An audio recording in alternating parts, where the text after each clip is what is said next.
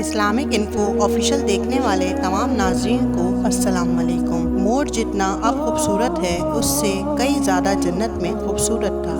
مور کی خوبصورتی پہ سبھی پرندے فدا تھے، لیکن ان سب خوبیوں کے باوجود مور سے ایک خطا ہو گئی تھی، جس کی وجہ سے اللہ تعالیٰ نے مور کو جنت سے نکال دیا تھا۔ اللہ تعالیٰ نے جب حضرت آدم علیہ السلام اور اماں حوا کو پیدا فرمایا، اس کے بعد ان کو جنت میں بھیج دیا۔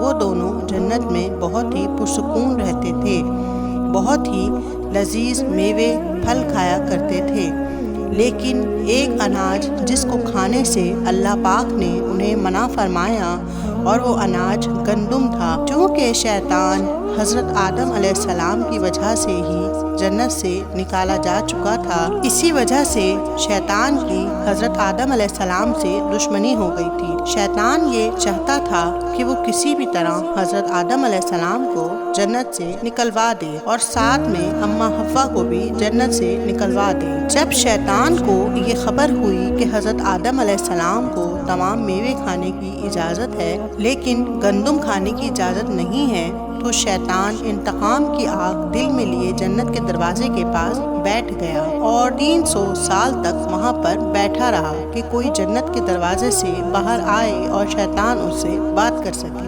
ایک دن اچانک سے مور جنت سے باہر آ گیا۔ شیطان اس کو دیکھتے ہی بہت خوش ہو گیا۔ شیطان نے پوچھا، اے خوبصورت پرندے، تم کون ہو؟ مور بولا، میں مور ہوں، اب تم اپنا تعارف کرواؤ۔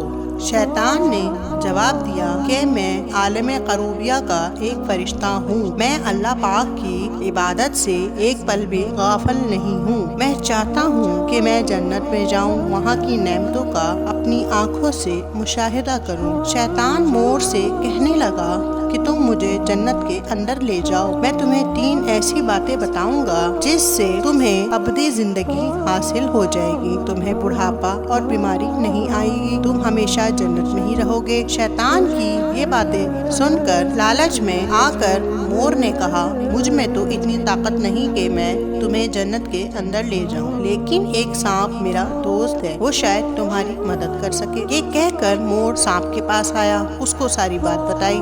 سانپ بھی شیطان کی باتوں سے بہت خوش ہو گیا، پھر شیطان کو اپنے منہ میں چھپا کے جنت میں داخل ہو گیا، اور یوں شیطان اپنی چال میں کامیاب ہو گیا۔ جنت کے تمام نگہبانوں کو یہ معلوم تھا کہ شیطان یہ چال چل رہا ہے اور جنت میں داخل ہو چکا ہے۔ فرشتے شیطان کو جنت سے نکالنے لگے، تبھی اللہ پاک کا حکم ہوا کہ اس کو ابھی تک جنت میں رہنے دیا جائے۔ وہ فرشتے اللہ تعالیٰ کے حکم سے رک گئے۔ شاید یہ حضرت آدم علیہ السلام کا امتحان تھا۔ شیطان حضرت آدم علیہ السلام کے پاس اور اماں حوا کے پاس جا کر اپنی محبت کا اظہار کرنے لگا۔ وہ دونوں ہی شیطان کو نہ پہچان سکے، کیونکہ ماضی کے مقابلے میں شیطان کی شکل تبدیل ہو چکی تھی۔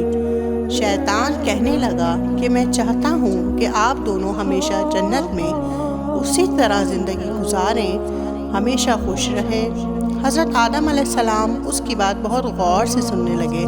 شیطان نے کہا، اگر آپ میری بات مان جائیں تو آپ کو جنت کی اور بھی تمام سہولتیں ملیں گی۔ حضرت آدم علیہ السلام شیطان کے بہکاوے میں آ کر کہنے لگے کہ یہ کس طرح ممکن ہے۔ شیطان کہنے لگا، ایک گندم کا دانہ اگر آپ دونوں چکھ لیں تو آپ کو ابدی حیات حاصل ہو جائے گی اور آپ جنت میں ہی رہیں گے۔ یہ بات سن کر حضرت آدم علیہ السلام کے دل میں رجحان پیدا ہوا، لیکن ان کے دل میں اللہ تعالیٰ کی نافرمانی کا خوف غالب آ گیا، جبکہ اماں حوا شیطان کی باتوں میں آ گئیں، جس پر اماں حوا نے حضرت آدم علیہ السلام کو راضی کر لیا۔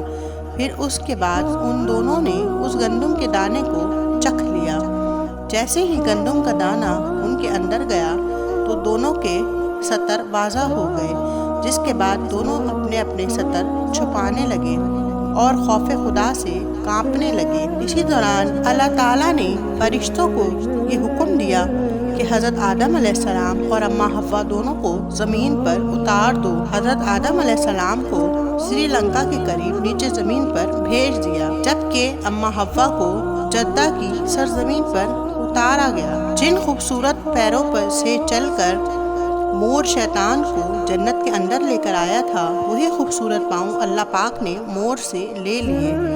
सांप जो अपने मुंह में शैतान को छुपा कर लाया था, उसके मुंह की खूबसूरत खुशबू को छीन कर उसमें जहर डाल दिया गया। फिर मोर के साथ साथ सांप को भी जन्नत से निकाल दिया गया। तो जी नाज़रीन, ये था हमारी आज की वीडियो का टॉपिक। तो इसी दौरान अगर आपने मेरे चैनल को लाइक और सब्सक्राइब नहीं किया है तो लाइक का बटन भी प्रेस कर दीजिए और सब्सक्राइब कर दीजिए। इंशाअल्लाह ताला नेक्स्ट वीडियो में जल्द ही